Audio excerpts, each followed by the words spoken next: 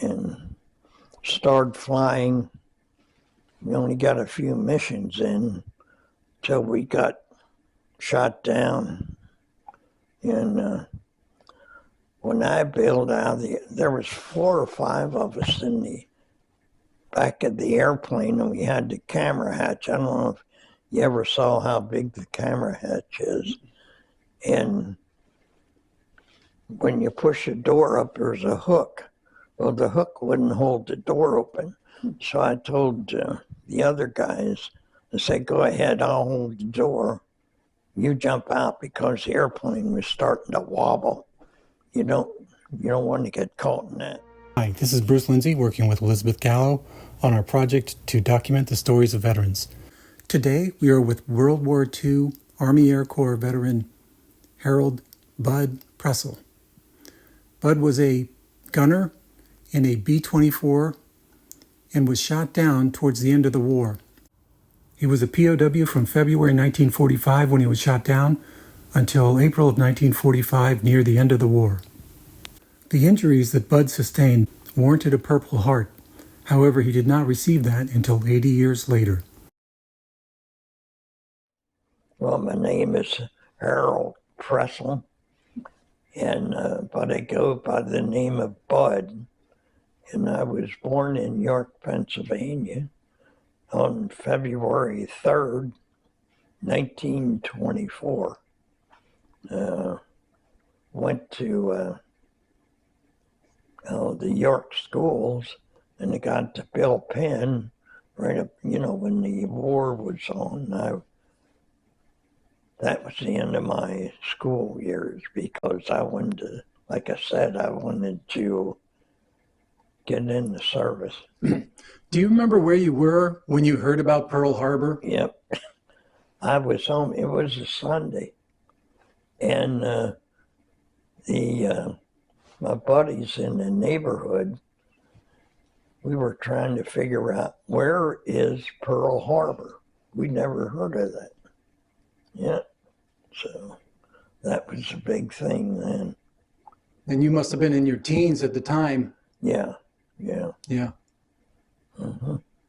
Wow. Yep. So, yeah, my one friend, he signed up. Pearl Harbor was December 7th. He signed up for the Air Corps about a week before that, and he was called up right before Pearl Harbor, and he was really surprised. But he done all right. He really went to school for aircraft mechanic, and he really moved up in rank. Mm-hmm. He was good. And you ended up a sergeant? Yeah.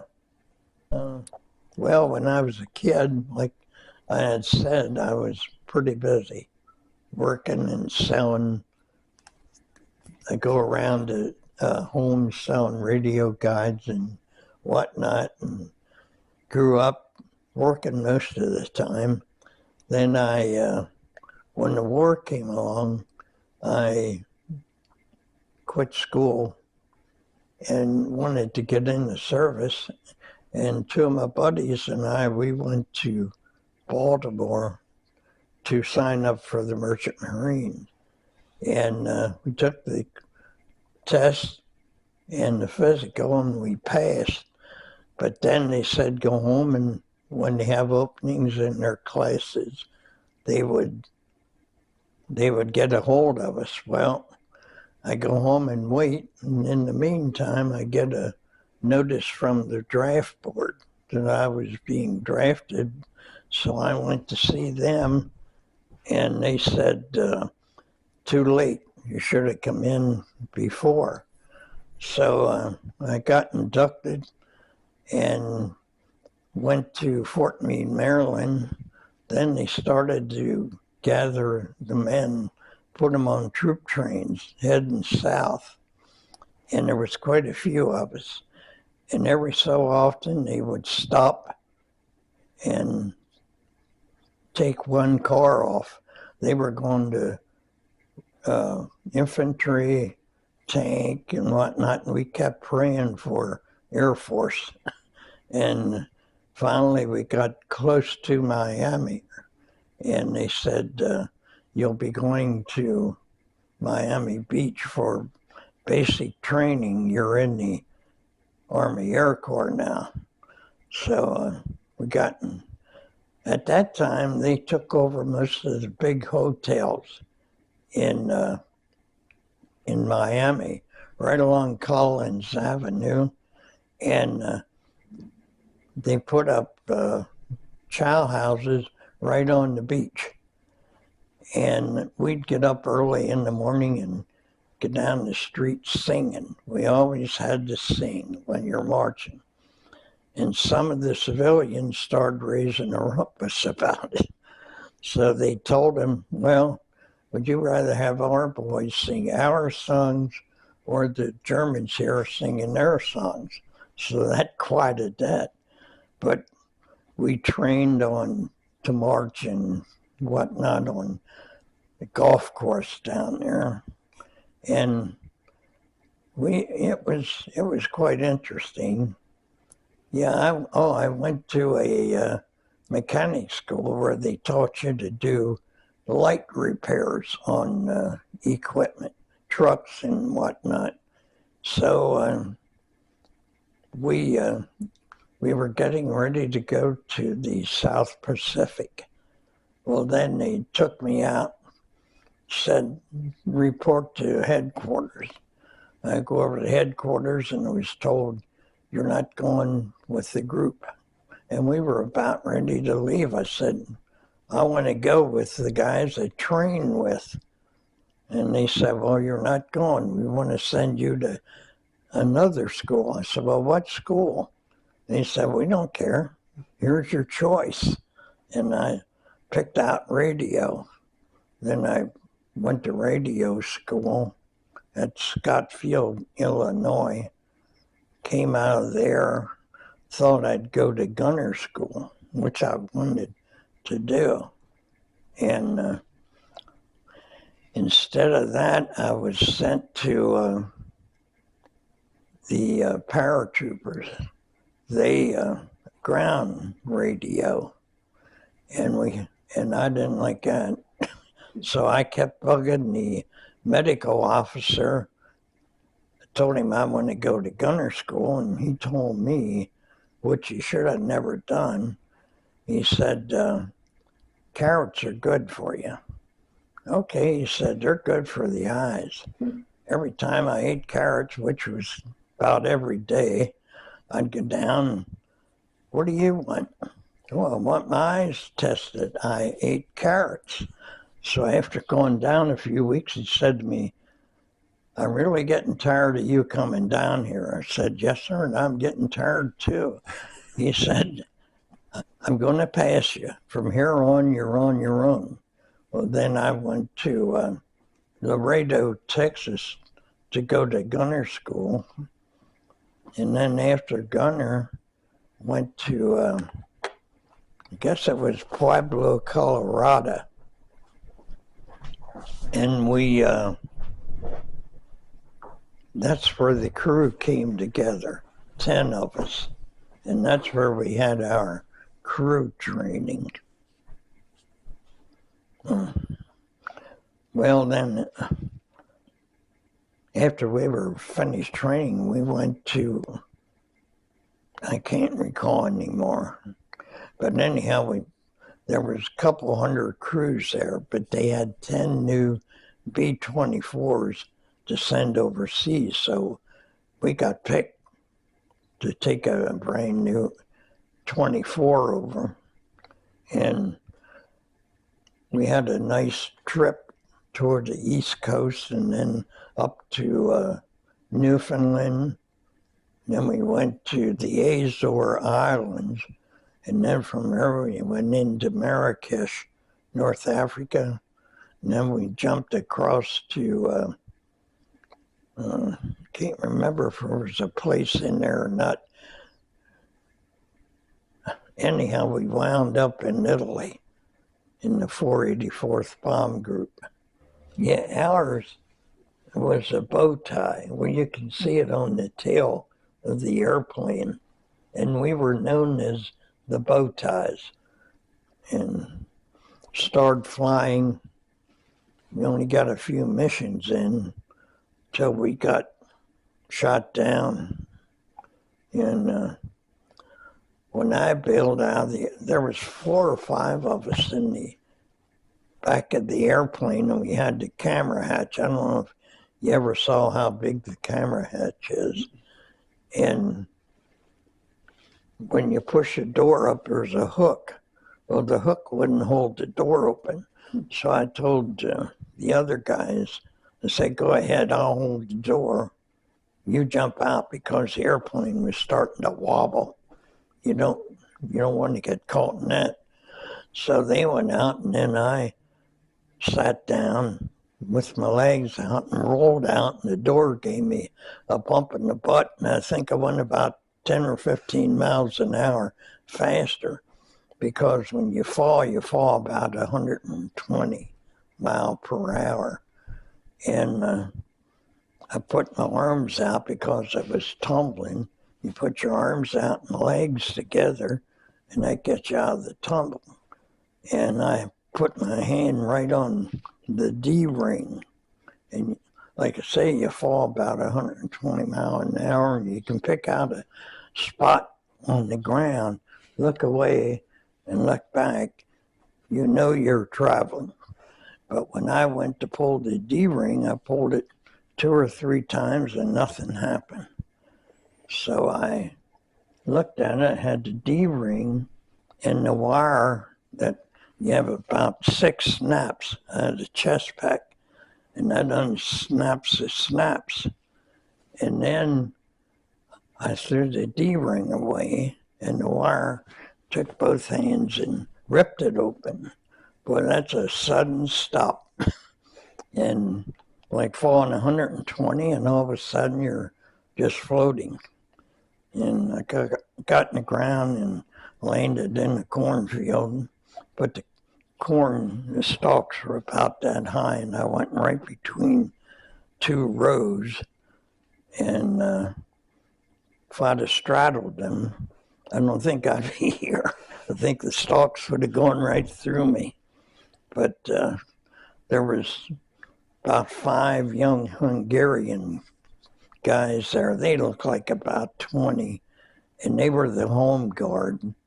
They came over, and they were friendly.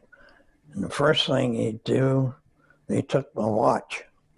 I told them, no, that's my watch. I paid for it, but they kept it. And then they took my bracelet, had my name on it, my wife's, and they wouldn't give it back. And I said, Fräulein. Well, then they gave it to me.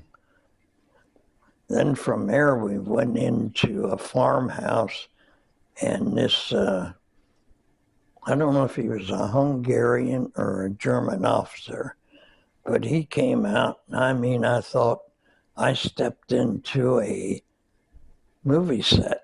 I mean, that guy was slick. He had the monocle.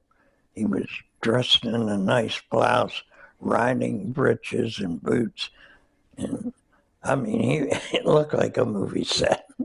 And he started asking us questions, and we said, well, we can only tell you our name, rank, and serial number. Well, he took that, didn't bother us, and then we went into an airfield for the night. They put us up in an airfield, and the pilots, the Hungarian pilots, they came up and started chatting with broken English and whatnot. But we had chats with them. They were really friendly.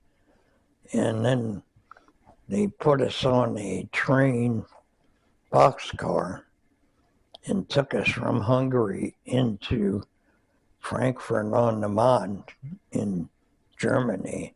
Then we were interrogated, stayed there about a week or more. And then from there we went to Wetzlar, I think it was. You got clothing if they had any, but they didn't have any. nothing that we needed. Then they took us to Nuremberg, and we were in there for a while. Then we walked the Allies were advancing, so they always moved you back from the lines.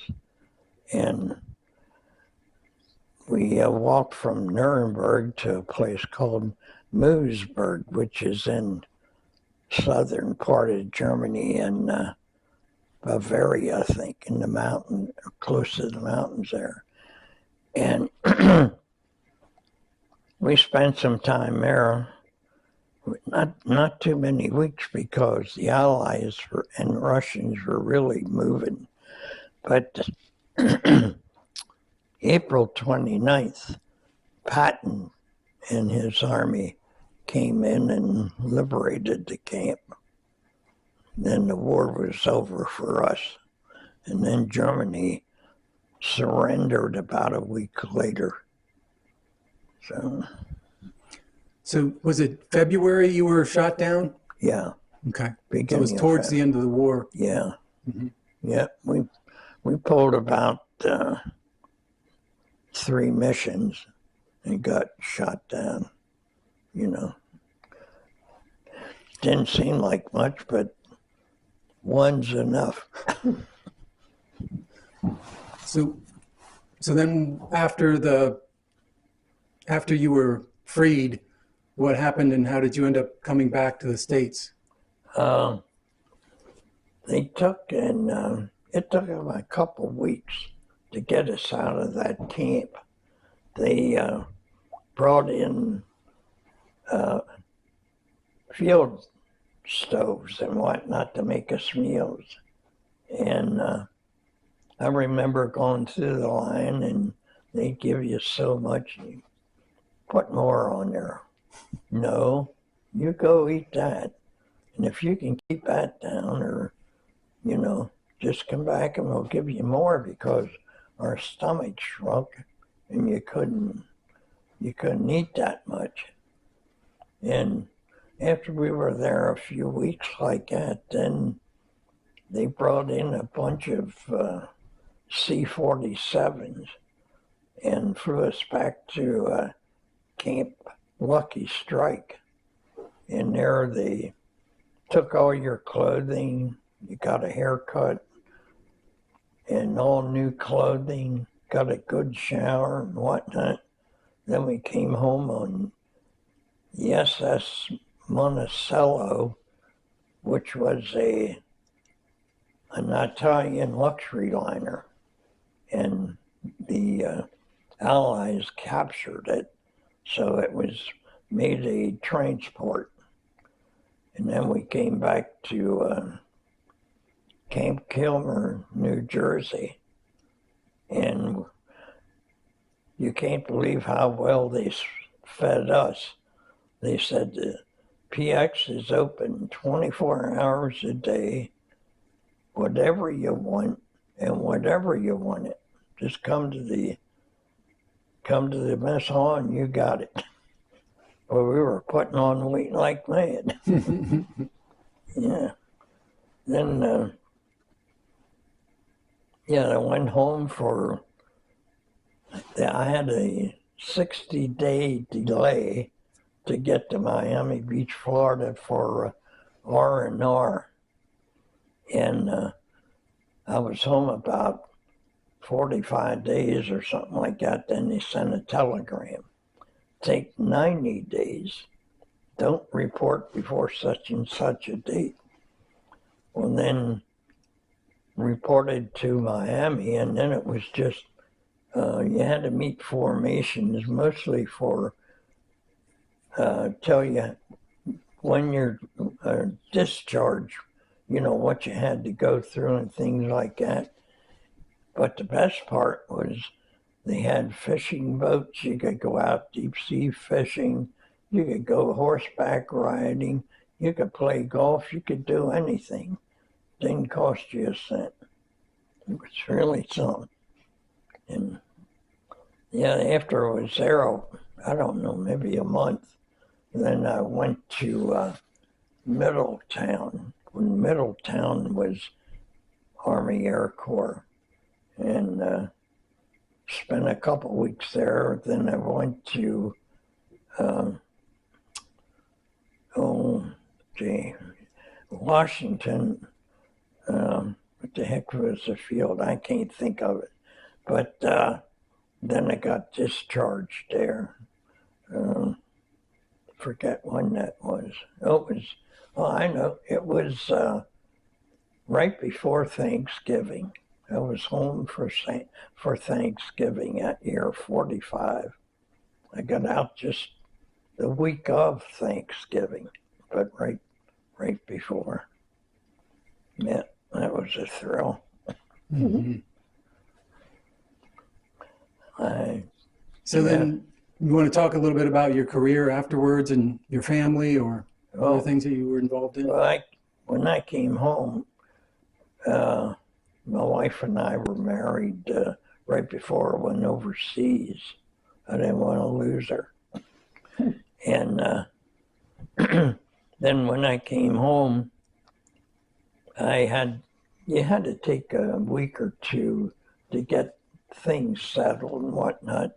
Then I had my brother-in-law worked for Modders, and they had a big, it was big. They built printing presses and a machine shop. They had an electrical shop. They had everything like that. And I got in the electrical shop. We repaired equipment.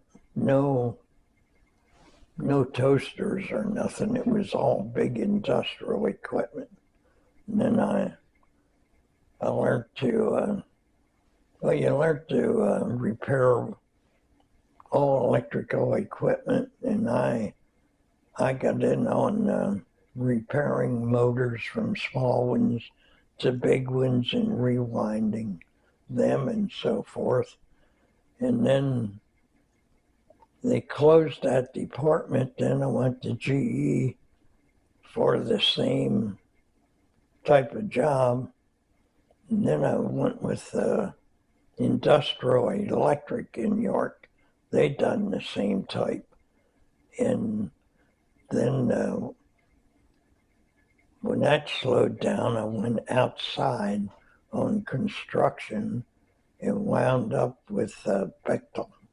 We built nuclear power plants, and I made it to electrical superintendent. So in January of '89, I retired. The last job I was on was at Limerick, Pennsylvania. That was about, it was a 150-mile round trip every day by car. And before that, I was on jobs that I'd only get home on weekends, and I got tired of that. But so that's why I made the round trip every day. But then when that job was finished, I was ready to retire. So that's what I done. We also talked a little bit about some of the service projects you did. And do you have any, you mentioned some of the other things you did outside of work? Oh, well, the biggest thing I'd done was I belonged to St. Joe's Catholic Church, and they had a pantry, food pantry, and we'd go around at different stores picking up their surplus and whatever else we could get, and then put it on the shelves, and people would come in and you'd go around with, depending on the size of their family, is how much they could get of each thing. And I'd done that for, I don't know, it must have been 25 years or more.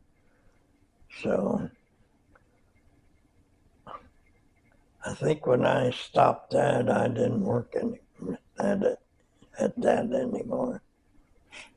We also talked about fitness and the fact that you Oh. still work out. Oh yeah, when I was ready to retire, you didn't have to do any physical training on construction. You got all that on the job. But when I was ready to retire, I told my wife, be ready, because I'm joining the gym and I want you with me. Well, she didn't think too much at first about that. And I gave her 2 weeks, I guess. And she told me she's going to try it. Boy, I couldn't get her away from it then. Then we'd go to the gym, and I still go to the gym 2 or 3 times a week. And I love to walk up at Springersbury Park. That's really nice. And I just like to walk outdoor. I do not like to walk around a neighborhood. I don't like it. But at the park, that's good. Tell Elizabeth where you go to the gym now. Oh, Planet Fitness, right up here. Yeah, I like it. My provider, she took me up there when she first came in to be my provider, and they let her take me in and use the equipment to get, see if I liked it. And then they have those water beds. Mm-hmm. And when I got in that water bed, I told her, that's it, I'm joining. It really feels, So you have a black card. Yeah. Yeah. Mm-hmm. Yeah, we was just there this afternoon. Yeah. I like to go build you up. When I was sick, I lost about 40 pounds anyhow. And I had to get it back. So how old are you now? 101. Mm-hmm. Yep. Just been blessed. Yeah. Yeah, what's the secret to that? Keep moving. Keep moving and don't panic. Don't get excited. Yeah, but the moving is the part. Well, my last question is, you've seen a lot throughout your lifetime. You've been on this earth for many decades. Yeah. What's 1 or 2 things that you would say to the younger generation, whether that correlates to your time in the service or outside of military service? Well, the only thing I would say to them is, do the right thing, but be active too, for your own good. We used to go around to air shows. My friend was the artist that done the painting of my airplane, and these little kids would come up and get all excited because they knew my story. They asked me about it. Boy, they thought that was so neat. And I'd always tell them, remember one thing, war is not fun. So, but keep yourself on the good side, and keep moving and learn all you can. It'll help you in the end. So you've obviously been involved through your church. You're obviously a person of faith as well. Yeah, I try to be, yeah. And how long did you end up married to your wife before she passed? 77 years. So that was a good call. You made a good move there, right? Yeah. Yeah, I remember we took my wife to the doctors one time, and I think we were married 50 some years. The doctor said, how long have you guys been married? She told him 57 or whatever it was. He said, oh my God, he says, you don't hear of that anymore. Mm-hmm. But there's people that still do that. Mm-hmm. But 77. Now, she was about 99 when she passed away, so we had a long time together. So we both lived to be old.